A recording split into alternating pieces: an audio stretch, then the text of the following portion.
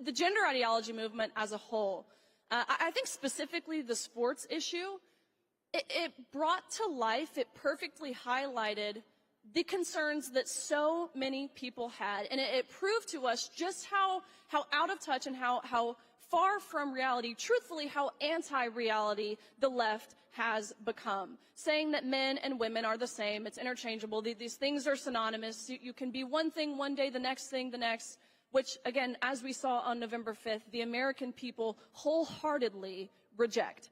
So what this looks like in the courtrooms specifically, I will say, myself, there's a lawsuit going on right now. It is called Gaines versus NCAA.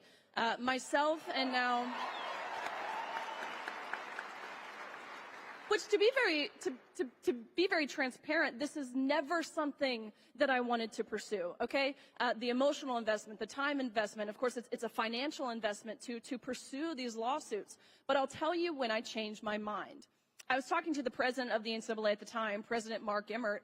Of course, it's now Charlie Baker, which he testified before the Senate just this week. We saw some great lines of questioning from Senator Hawley, Senator Kennedy, Senator Blackburn, to which he falsely testified on several accounts, actually specifically pertaining to what's going on in the federal courts surrounding this issue. But I was talking to the NCAA president at the time, Mark Emmert, who publicly released a statement saying he unequivocally, word for word, stood in his decision to allow Leah Thomas to swim with the women because it was based in evolving science, whatever that means. But privately, he tells me, you keep going, you keep fighting. And I look at him.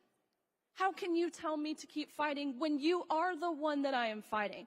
I said, where does the discrepancy lie if we both agree here? And he says, well, my hands are tied. I said, who's tying your hands? You're the president of the NCAA. And he says, well, you know, I don't want to lose federal funding. I don't want to get sued.